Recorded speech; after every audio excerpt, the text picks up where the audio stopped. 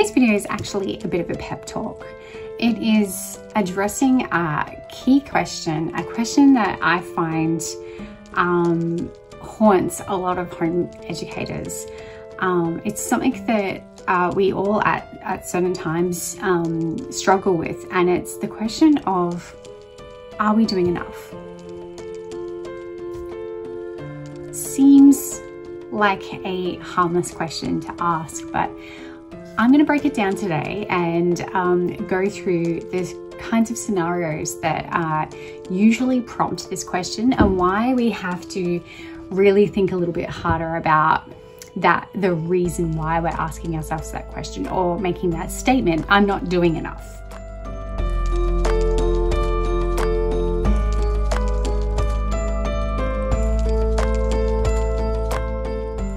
So today I'm taking you through 5 points around this question of, are we doing enough? Is it enough? Are we doing enough? Are we harming our kids? Are we letting our kids down? Are we failing?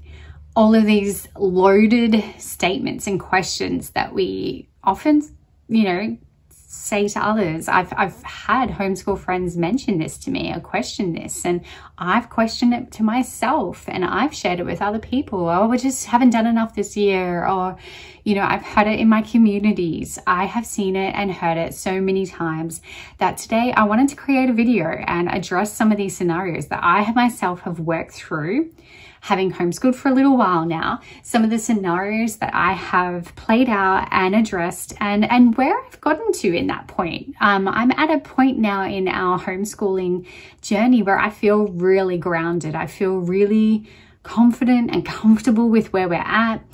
I don't have it all figured out at all. And I think that that's a good thing, because I don't think there is a scenario where we have it all figured out. I think it would become boring. I don't know. I haven't gotten to that stage, so I can't say, but I just wanted to let you all know that it's absolutely normal to be thinking and feeling these thoughts, these feelings, and what it could mean, what it could really actually mean at the root of the cause, just delving a little bit deeper into why we might be feeling that way, having gone through it myself, and looking back now in a position where I feel comfortable, and looking back at those scenarios where I didn't feel comfortable, and sharing what I've learned about these kinds of things and how they can really affect our homeschooling and affect our kids. The first point I want to talk about is fear.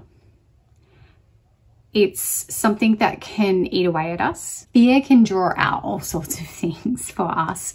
And I don't think there is a shortage of fear when we're home educating our kids. We're afraid of failing them. We're afraid of letting them down, or not teaching them enough, or missing something vital in their education.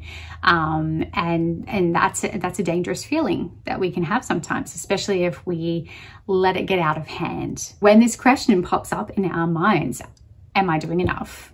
Or I'm not doing enough? It's usually in a time where we have something that's coming up, like a portfolio or a report is coming up, and it's something that we need to work on, and it's presenting questions that we're like, oh, we haven't done that, or we haven't done that, or we're missing this, or just at that fear of failing and that fear of being called out, so to speak, that fear of not measuring up as a home educator to certain standards. And I think the really big danger here is that question of, am I doing enough? And not actually knowing, truly not knowing the answer.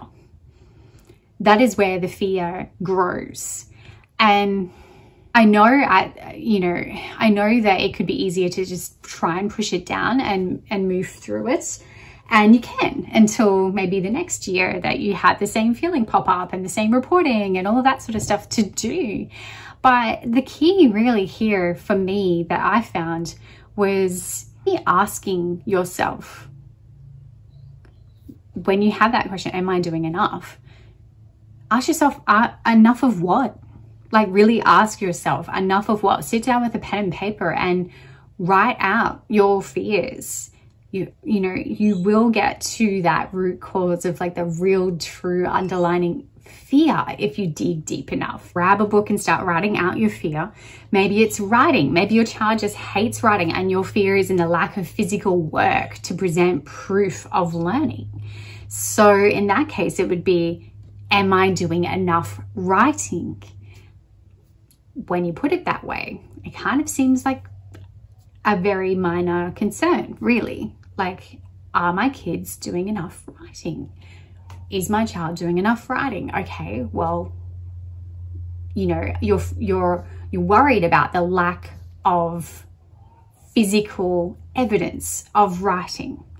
There is a lot of, especially in mainstream schooling, there's a lot of pressure to produce copious amounts of writing with your children, and you may be in an area where that is really mandated. It's really pressured and needed to be approved for furthering on with your homeschool journey, and that could be a real issue if your child just plain hates writing or you're really hands-on learning.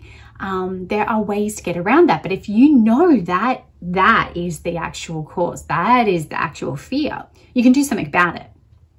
You can actually work towards that. You can preempt that that's going to come up each year and make sure that you've actually got those things. You can present, for example, if it is the writing that's really the problem, you could just create a little project specific with your child that they're okay with that will result in writing being achieved and ticked off. And make sure that is something that you chip away in small little, bits each day. And make sure that, you're not pushing your child or creating an overly stressful situation because you've got that fear. You're coming from a place of fear. Kids smell that. They know that that's happening. So that can make it even worse. That can make it more of a bigger deal than what it actually is. And when we're coming from a place of fear, that is what happens often.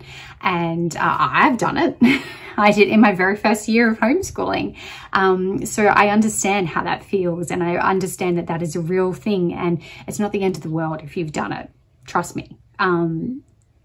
Everyone makes mistakes, and there are ways to work towards it. So that is a scenario where I have actually been in that position, and understanding that fear, understanding and putting a real name to it, and actually making that sentence not so dangerous anymore or fearful anymore, because when you're saying, am I doing enough or I'm not doing enough, that's just a really broad statement, and you're bringing yourself down in a very grand way by saying I'm not doing enough, by telling yourself I'm not doing enough.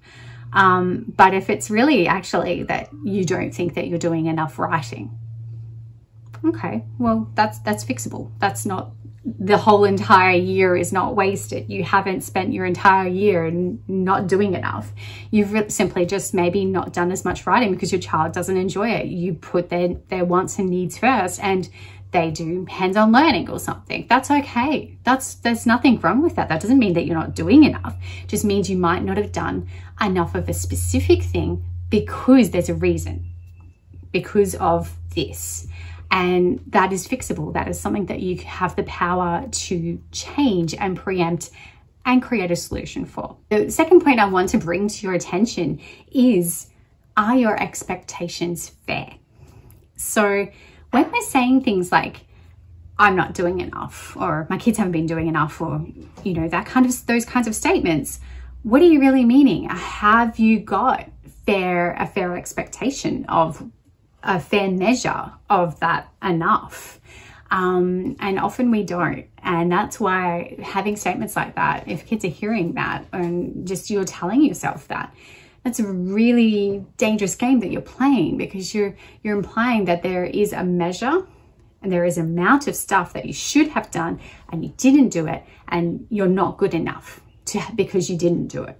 And you're not providing yourself with a fair assessment, really.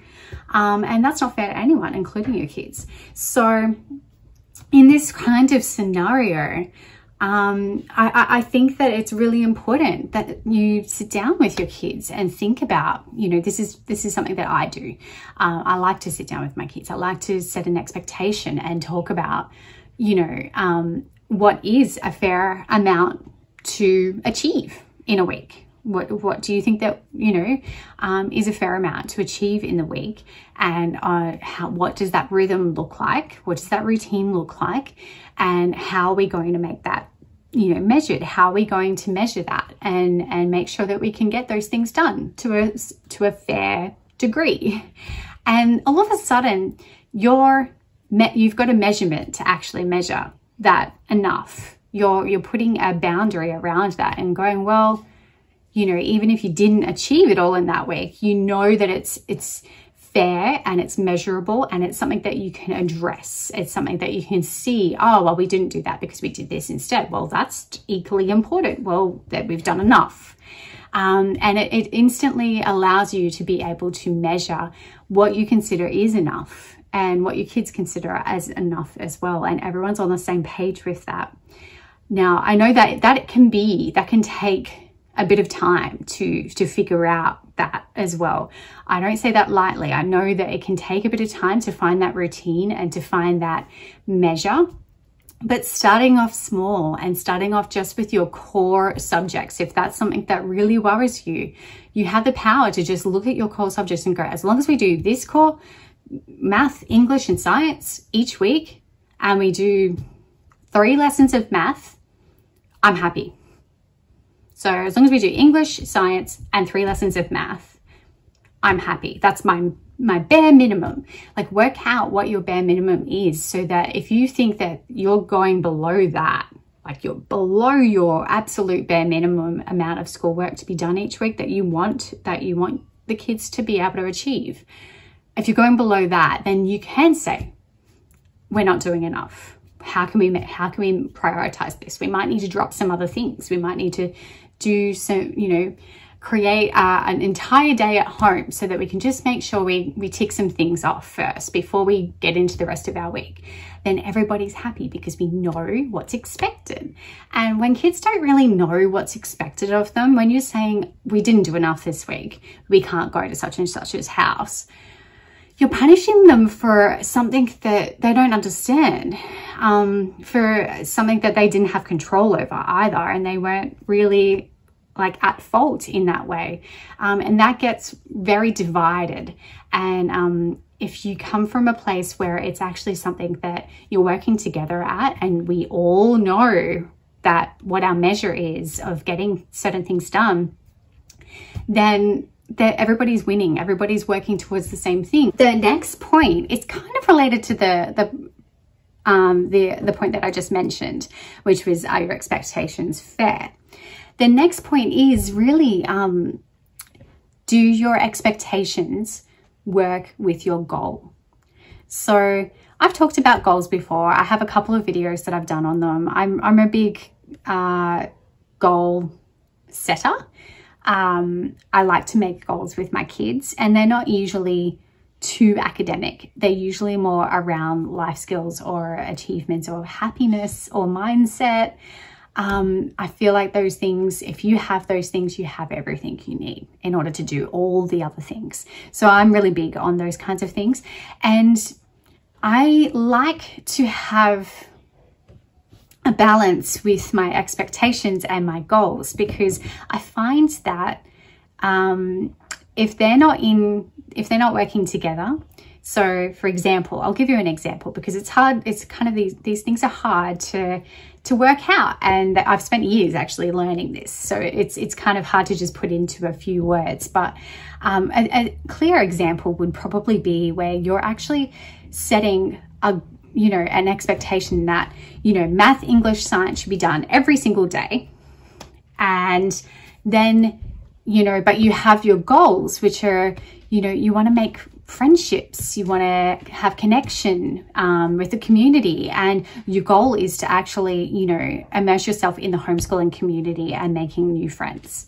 When you're really, wanting to make new friends and connect with the community, you have to be in the community, you have to be out and about, and you can't possibly be expecting to get the same amount of work done that you would when you're at home most days to when you're out trying to make those connections. They take work, it takes time, it takes travel time, it takes energy, especially for introverts. You need to allocate time for recovery, for getting out of your comfort zone if you're an introvert, including me. Like, I definitely needed to allocate time and be a bit more, you know, give myself more grace when we were looking for our connections and getting out of our comfort zones, because it takes time to recover from these things, and you can't concentrate on getting work done or teaching your kids if you're coming from a place of exhaustion either. So when I say make sure your expectations are in line with your goals, they can often work against each other if you're not thinking along those lines. So check in with your expectations and make sure that the goals that you're making, you're making them work together. Number 4 is to make it count. Often we can make the mistake of setting goals that are very life skill based, but don't count it as school.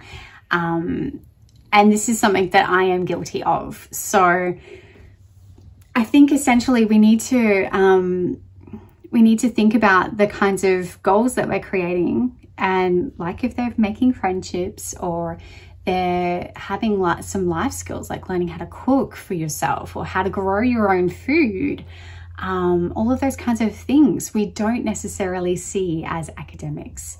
And that is sad. And I think that is changing. And I think that is also probably, you know, different depending on where you are in the world as well. So maybe where you live, it's much more accepted. But here in Australia, I find that it is definitely not as, it's not as superior as, you know, teaching math or English. And I think that, you know, when you think about it, you know, you look at learning times tables or learning how to grow food from seed, how to grow vegetables from seed. Which one keeps you alive? I know, you know, we're all thinking differently about things now, considering what we've been through in the last couple of years. And I know I certainly am. And my priorities have changed because of that. And I want to know how to grow things, and I want to know how to grow things well. I want to know that I can provide food for my family, and I want my kids to be able to have that. I didn't have that as well as I would have liked. That knowledge, and I think it's something that should be included heavily in schools, and I have the power to change that in my homeschool, and that's what I'm doing. So if I'm spending time doing that, then I'm going to make it count. I'm counting that. That is school. That is part of learning, and it's an incredibly valuable learning to me. So, and I think that my kids would, they love it. They adore learning those kinds of things as well. It makes sense to them to be learning those kinds of things, as it does learning times tables. I'm not saying it's not important to learn those kinds of things as well. Obviously, you will use that knowledge, but I'm saying that it's not superior.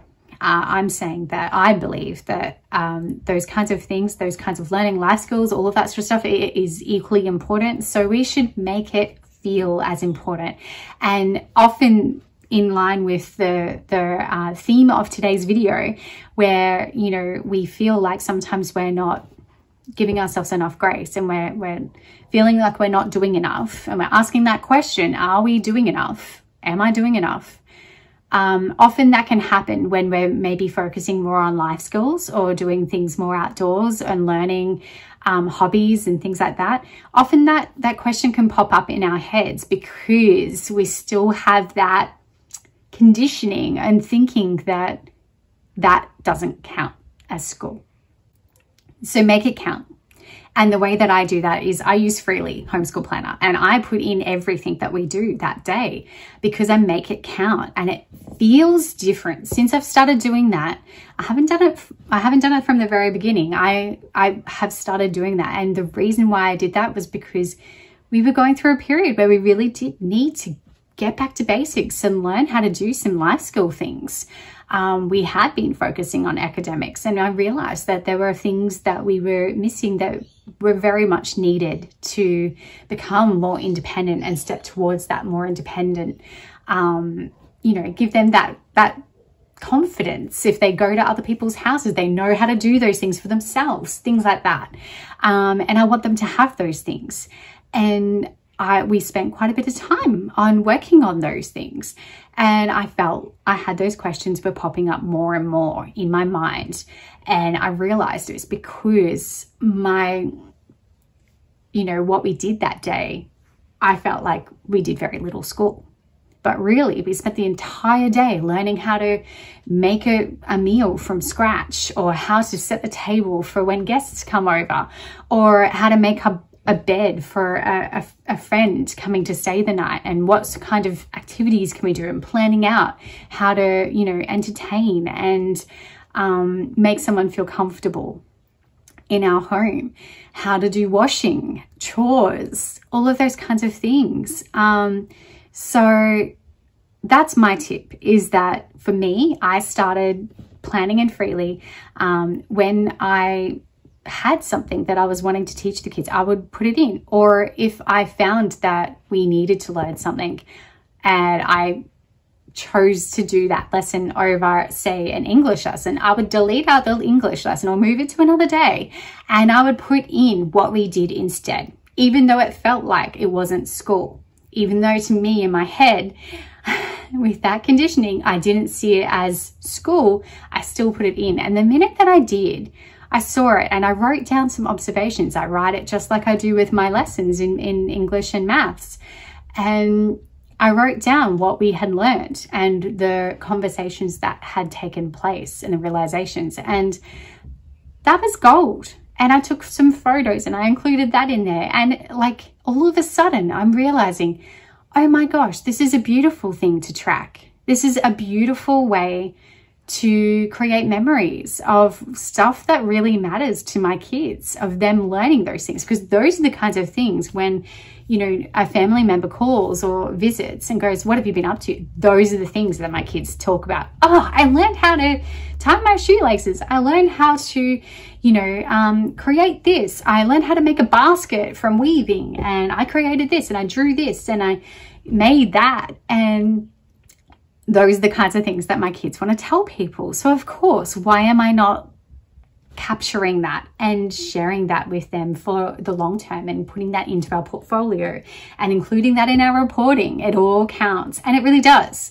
You can use it in your reporting and your portfolio. Most times, if you look at it, it falls under a particular subject. So that is another tip for making it count. And I swear your mindset will change if you start doing that. Your mindset will change around that, especially if you are like me and kind of, you know, had been in mainstream school, only experienced mainstream school and that kind of thinking. It's definitely something to help change the way we think about things. The final thing that I'd like to share with you is comparison. Friends, we need to stay in our own lane. I know that this is hard. I really do get it. And I do feel that way too. And there's nothing wrong with that. Like, it is human nature to look at what other people are doing and compare yourself. Alice of the Heart, Brené Brown, she's actually talking about this in that book. And I've been reading it. And I've been reading about the fact that it's actually, there is science behind the fact that we actually are incapable of not comparing ourselves. It is inbuilt in our who we are as a human race. And I get that. And I think that that's, if we could just forgive ourselves for the fact that we are comparing ourselves, that's okay. That part is okay. It's what we do with that afterwards. Like when we actually recognize that we are comparing ourselves, what do we do with that? And I think the thing is that we can go, oh, wow, they do a lot of school. Oh my gosh, they do way more school than us. We can't, and I love the saying, you cannot compare someone else's highlight reel to your own reality, because we just don't know the context, and maybe that person's really doing all of that with their kids, and maybe that's fine. It really is none of our business what other people do with their kids. It's nice to share information and to talk about it and all of that kind of stuff, but when it comes to comparison, it really is none of our business what they're doing. And that's what I like to say to myself if I start feeling comparison, or if I start, you know, thinking, like looking closer at what that person's doing with their kids in a way where I am comparing and not celebrating for them. I go, well, this is none of my business. That's not my business how much she's doing. And that's how I feel about other people looking at me too. Well, it's really none of their business how much I do with my kids. It's that I've decided how much to do with them and what I'm comfortable with. And that is okay, because I've done the research and I feel okay with that. And that's where you need to be at as well. So if you feel that way, then you need to do some of the points that I've mentioned above, or maybe find another way to address that fear of not doing enough. I think the important thing is to state here is that you're here watching this video about, am I doing enough? And you're putting in the work and the time and energy to really think about how to overcome this. Because some people can say, oh, I'm not doing enough, in just a blasé statement, but really not do the work to find out why they feel that way, or if it's true. Because in some states, maybe it is true. Maybe you aren't doing enough. I'm sure there's a really good reason for that. And if you really looked, maybe you are, but you're just seeing that you're not doing enough. Like there's just so many layers to this. And whose measure of enough are we looking for? And only we should be making that measure. We shouldn't be letting, you know, other people dictate to us what enough is. It really is up to us, our hearts, and what we know to be true. So I think the fact that you're just sitting here watching this video and trying to figure out how to know whether you're doing enough is a surefire sign that you care. And to me, that's the ultimate, that you care enough to put in the work to figure out what enough is for you and your family and your homeschool. I hear you, I see you, I understand the feeling that you're feeling, and you are doing enough. You are enough. You're amazing. And I know that we don't get told that enough, because often homeschooling is a thankless job. It is so rewarding in so many other ways. But in terms of, you know, dealing with the weight of the obligations and the worries, they're thick and they're heavy. So that's why I made this video. And if you're feeling that you're growing increasingly anxious about whether you are doing enough, you're doing the right thing by trying to investigate it and trying to figure out what it is that you need as a measure to know that you're doing enough. And once you've got that, you have the power, my friend. Things will change and you will feel empowered because of that. And I'm here to encourage you and to support you in that journey of figuring out your homeschool and the way that you want to live your life with your beautiful family, and how you can do that in the best way possible. I hope you have found this helpful. It really is a very close to my heart sort of subject, is mindset and understanding that we really can do hard things and do them well. And I hope that you have found something, you know, that really speaks to you in this video, that might be able to, you know, prompt you to investigate further. I would love to hear from you. If you found this helpful, let me know. Give my video a big thumbs up if you have enjoyed it. It really actually does help my channel, and I'm truly grateful for it. And I will see you in the next video. Bye.